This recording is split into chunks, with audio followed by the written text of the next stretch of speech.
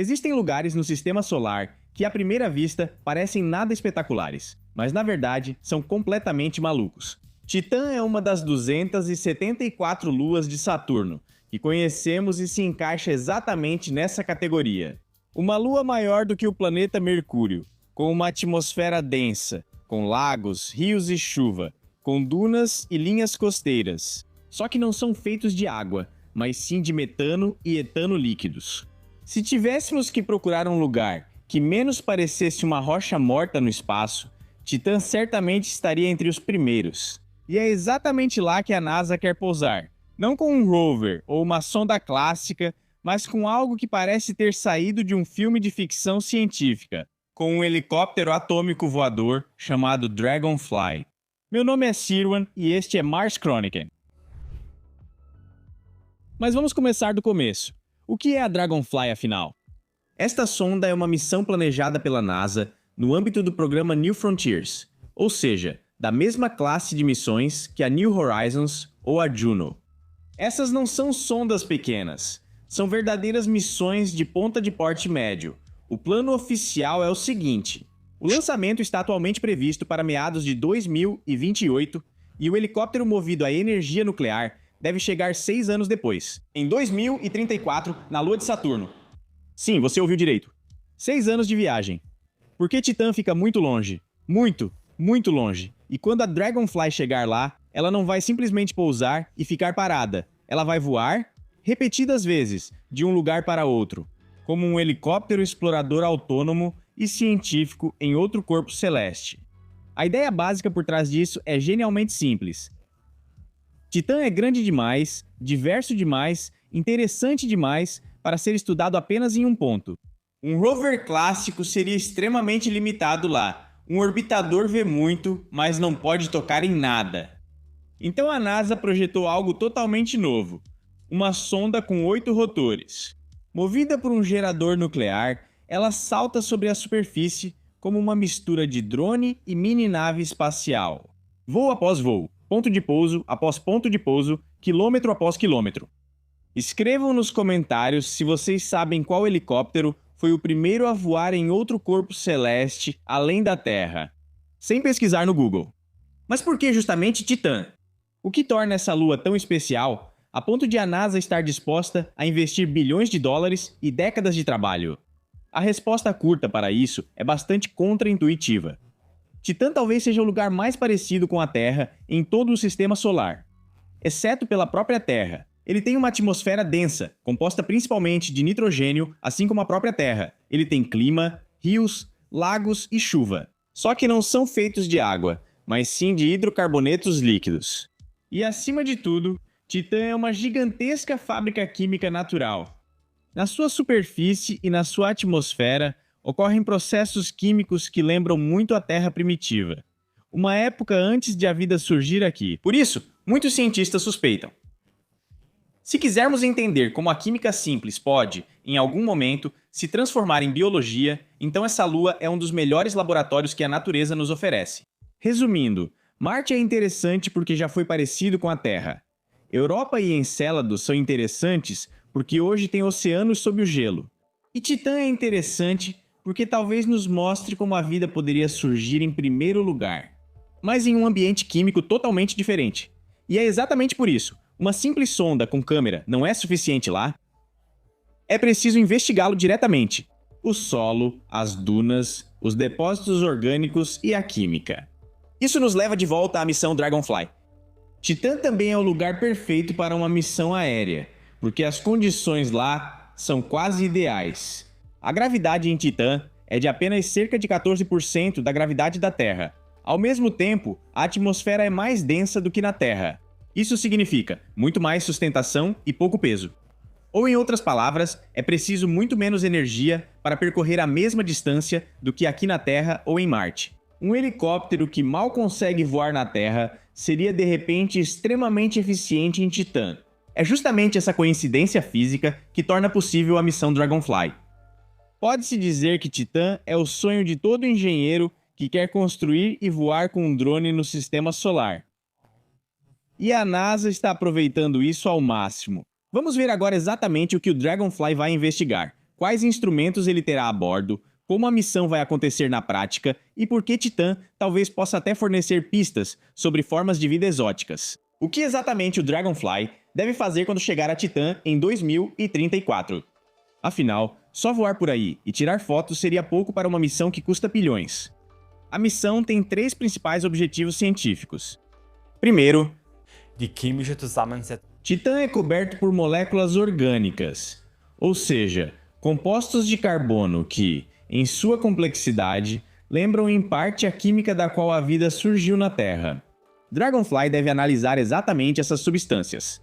Não da órbita, não de longe, mas diretamente no local. Ela pousa, coleta amostras de areia, rochas ou depósitos congelados e as analisa no laboratório de bordo. A questão central é: quão complexa é realmente a química orgânica de Titã? Será que lá existem até mesmo moléculas que poderiam ser consideradas precursoras de processos biológicos? Em segundo lugar, decifrar a história geológica de Titã. A Lua parece incrivelmente diversificada nas imagens de radar. Existem campos de dunas, leitos de rios, possíveis vulcões de gelo, lagos de metano e etano e vastas planícies que provavelmente também são compostas por depósitos orgânicos congelados. Dragonfly vai voar para diferentes regiões, compará-las e tentar responder às seguintes perguntas. Essas paisagens são jovens ou antigas? Quão ativo o Titã ainda é hoje? E existem processos geológicos ou processos titanológicos que talvez até tragam material do interior para a superfície? Tudo isso ajuda a entender Titã não apenas como uma lua exótica, mas como um mundo complexo e dinâmico. E, em terceiro lugar, talvez o objetivo mais empolgante. A missão deve descobrir se Titã oferece condições que poderiam, em princípio, ser favoráveis à vida. E não para a vida como conhecemos, mas para formas completamente diferentes de vida baseada em química. Por que Titã é tão frio que a água lá é dura como pedra?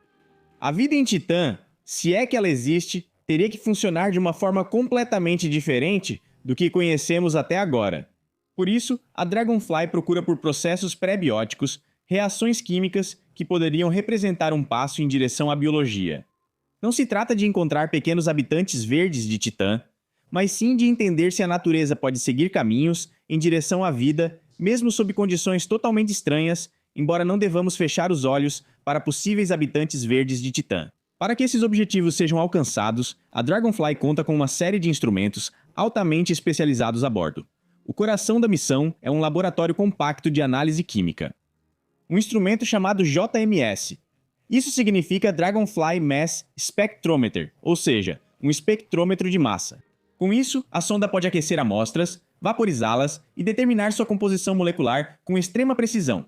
Basicamente, é um pequeno laboratório de química sobre 8 rotores. Ou melhor, entre 8 rotores. Além disso, há um espectrômetro de raios gama e nêutrons, que mede a composição elementar do solo, ou seja, do que o subsolo realmente é feito.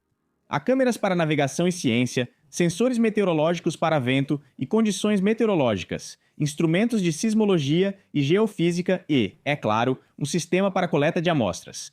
Dragonfly é, portanto, menos um drone com câmera e mais um rover voador com laboratório. Mas como uma missão dessas realmente acontece na prática, isso exigiria muita energia, mesmo na atmosfera densa. Em vez disso, tudo funciona em etapas. A sonda pousa em um local selecionado, realiza medições ali por dias ou semanas, coleta os dados e, quando tudo estiver concluído, decola novamente e voa para o próximo destino. Cada voo terá apenas alguns quilômetros de extensão. Mas ao longo de toda a duração da missão, isso resulta em um alcance enorme. O plano atual prevê que a Dragonfly possa percorrer centenas de quilômetros em Titã, algo que teria sido totalmente impensável com o rover clássico. A Dragonfly tem uma massa de pouso de cerca de 450 quilos. Em Titã, a Dragonfly parece pesar apenas cerca de 58,5 quilos. E é exatamente aqui que a física fica realmente interessante, porque esse peso reduzido também significa que a Dragonfly precisa em Titã de apenas 13% do empuxo que ela precisaria na Terra.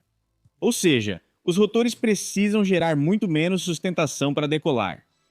Ao mesmo tempo, a atmosfera de Titã é cerca de 4 vezes mais densa do que a da Terra. Isso significa que cada metro quadrado de área do rotor fornece muito mais sustentação lá do que aqui na Terra. Menos gravidade e maior densidade do ar. Essa é uma combinação quase perfeita para voar. Em princípio, Titã é um verdadeiro paraíso para o voo. Em Marte é o contrário, por causa da atmosfera extremamente rarefeita. Por isso, o Ingenuity precisa usar rotores enormes e rotações muito altas. Já a Dragonfly pode se virar com rotores relativamente compactos, rotações moderadas e bem menos energia. Com seu design feito para Titã, ela provavelmente nem conseguiria decolar na Terra. Mas em Titã, ela se torna a máquina de exploração ideal.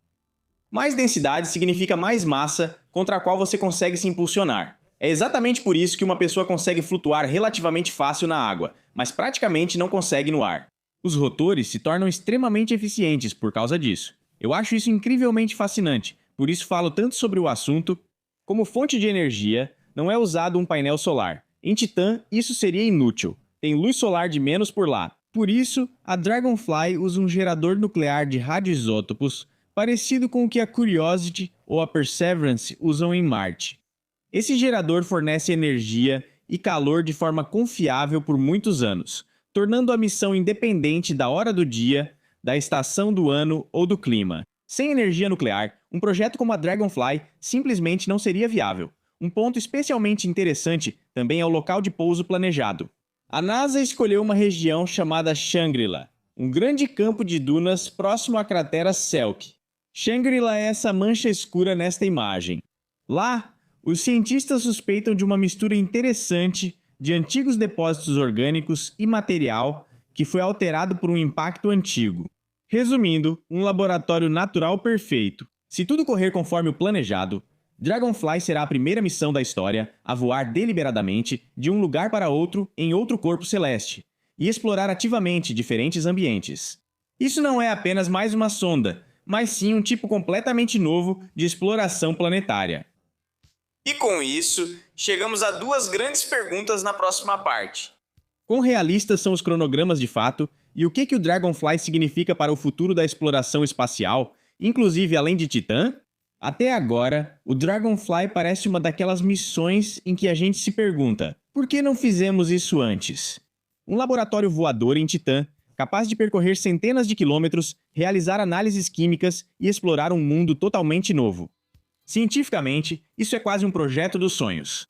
Mas é exatamente por isso que também é um dos projetos mais desafiadores que a NASA já iniciou. Vamos dar uma olhada no cronograma e nos riscos. Oficialmente, Dragonfly deve ser lançado em 2028 em um Falcon Heavy da SpaceX. O voo até Saturno leva cerca de 6 anos. A chegada ao sistema de Saturno seria, então, em 2034. Isso parece distante, mas na escala da exploração espacial é praticamente amanhã. Porque o hardware para uma missão dessas não é construído 2 anos antes.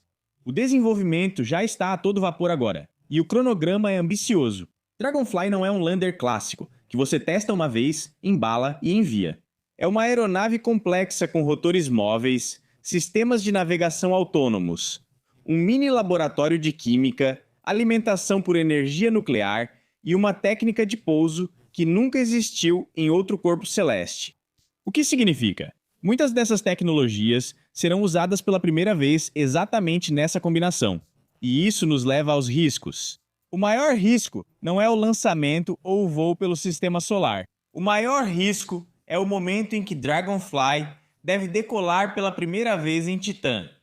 Estamos falando de uma aeronave autônoma que opera a 1,4 bilhão de quilômetros de distância com um atraso de sinal de mais de 1 hora. Se algo der errado, ninguém pode intervir. Por isso, Dragonfly precisa funcionar praticamente como um pequeno piloto robô. Reconhecer o terreno, evitar obstáculos e localizar áreas seguras para pouso, tudo de modo totalmente autônomo. Esse é um território tecnológico inexplorado. Além disso, tem o próprio ambiente. Titã favorece o voo, por causa da atmosfera e da gravidade menor. Mas ainda assim é extremamente estranho. Menos 180 graus Celsius. Condições do solo desconhecidas. Possíveis tempestades, neblina, efeitos eletrostáticos e com certeza também coisas inesperadas. Ninguém jamais testou um veículo como este em condições reais de Titã. Não dá para simplesmente recriar Titã na Terra. Dragonfly é, de certa forma, um experimento em andamento. Mesmo assim, a NASA está incomumente otimista. E isso tem um motivo. Dragonfly se baseia em décadas de experiência. Cassini mapeou Titã a partir da órbita. A sonda Huygens pousou com sucesso em Titã em 2005 e forneceu dados sobre a atmosfera. A missão do helicóptero marciano Ingenuity mostrou que veículos aéreos autônomos em outros corpos celestes são viáveis. Dragonfly é, por assim dizer, o próximo passo lógico na evolução. E com isso fica claro por que essa missão é tão importante. Titã é um dos poucos lugares no sistema solar onde a química é tão complexa que lembra a Terra primitiva. Se quisermos entender como a vida surge ou poderia surgir, Titã é um dos melhores laboratórios naturais que conhecemos. Dragonfly não é apenas mais uma sonda, é uma tentativa de avançar um pouco mais na resposta a uma das maiores questões da ciência. Quão universal é realmente a vida? Se o Dragonfly funcionar, isso abrirá uma categoria totalmente nova de pesquisa. Imagine sondas voadoras em Vênus, drones autônomos nos desfiladeiros de Marte, veículos de exploração em Encélado ou Europa, pulando de um lugar para outro. O Dragonfly pode ser o protótipo para toda uma geração de novas missões, e é exatamente isso que torna esse projeto tão empolgante. Não é apenas uma viagem para uma lua distante, é um teste para o futuro da exploração espacial. Se tudo der certo, na década de 2030 vamos pela primeira vez não apenas visitar um mundo alienígena, mas realmente explorá-lo ativamente. Lugar por lugar, amostra por amostra, voo por voo. Escreva nos comentários. Você acha que um dia vamos encontrar vestígios de química pré-biótica em Titã? Ou Titã vai continuar sendo apenas um laboratório fascinante, mas sem vida? Meu nome é Sirwan e isso foi Mars Chronicle.